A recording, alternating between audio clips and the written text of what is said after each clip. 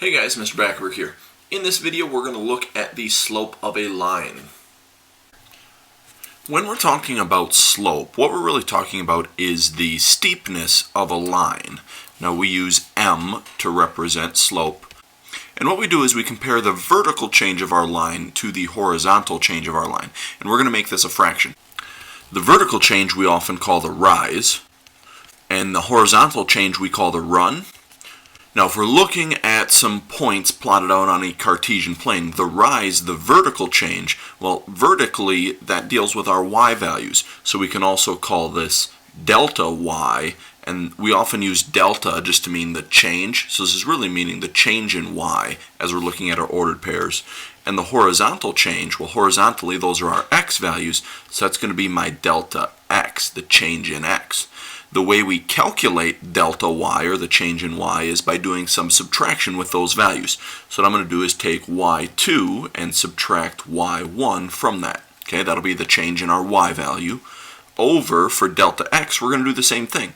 Now we have to be careful here, since we started with y2 when we're calculating our x change, we want to start with x2, and then we're going to subtract x1. Now it would be okay for us to do the subtraction in the other order. We could do y1 minus y2, but if we change which y value is coming first, we need to stay consistent with our x's. So because we started with y1 here, we would have to start with x1 and then subtract x2 from it. No matter which way we do the subtraction, we're going to get the same answer, but we have to make sure that we stay consistent with what value we're starting with first.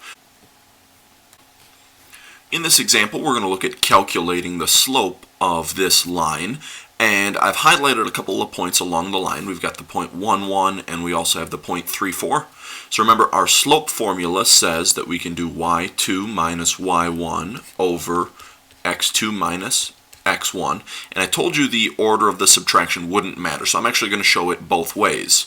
So first, I'm going to label my ordered pairs. So this point 1,1 is going to be my x1 y1, and this 3,4 point will be my x2 y2. So first I'm going to do y2 minus y1 over x2 minus x1. So my y2 value is 4 minus my y1 value is 1 over my x2 value is 3 minus my x1 value is 1. So if we do this subtraction, 4 minus 1 is 3, and 3 minus 1 is 2, so we get a slope of 3/2. Now I'm also going to do the subtraction in the other direction to show you that it works. So I'm going to do y1 minus y2 over x1 minus x2. So my y1 value is 1 minus my y2 value is 4 over my x1 value is 1 minus my x2 value, which is 3. So on top, if we do 1 minus 4, we get negative 3 over, on bottom, 1 minus 3 is negative 2, and because we're taking a negative divided by a negative, that's going to turn into positive 3/2. So we get the same value either way, so this line has a slope of 3/2. Now what I want you to notice about this, we got a positive answer, and if we look at our line is going up as we move from the left to the right, and that'll always be the case. Positive slope lines always move up from left to right. We're going to look at another example of finding slope. So I'm going to use my slope formula, y2 minus y1 over x2 minus x1. Looking at this line, we've got the point -1, 2, and 4, -2. So I'm going to label my points again. So this will be my x1, y1, and this will be my x2, y2. I'm only going to do the subtraction one way this time. I'm not going to show both ways, but just remember that you could do the subtraction in the other order if you wanted to. So my y2 value is -2 minus my y1 value is 2 over my x2 value is 4 minus my x1 value is -1. Now on top, if we take -2 and subtract 2 more, we get -4. On bottom, this double negative will turn into addition, so we get 5 on the bottom. So we get -4/5 as our slope. This line is going down from left to right because it has a negative slope. Here's another example of finding slope. We've got a line with the point 2,1 and 6,1 on it. So we're going to find slope by doing y2 minus y1 over x2 minus x1. So I'm going to label my ordered pair. So here we got x1, y1, and then we've got x2, y2. If we do our subtraction this time, our y2 value is 1 minus our y1 value is also 1.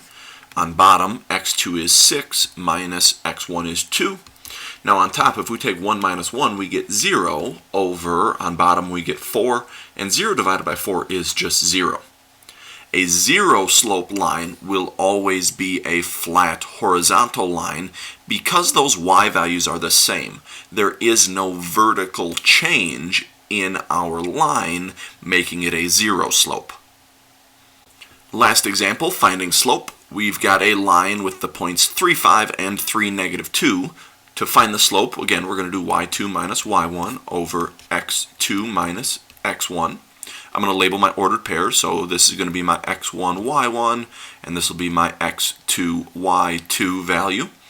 So if we start doing the subtraction, my y2 value is negative 2, minus my y1 value is 5, over my x2 value is 3, minus my x1 value is also 3. So on top, negative 2 minus 5 is negative 7, and on bottom, 3 minus 3 is 0. Now, anytime you have 0 on the bottom of a fraction, that's an undefined value. So here's we're looking at our line. It's a straight up and down vertical line with the same x coordinate. When we subtract those, we get 0 on the bottom. So if you have a straight up and down vertical line, its slope is always undefined. That's going to be it for this video. Thanks for watching.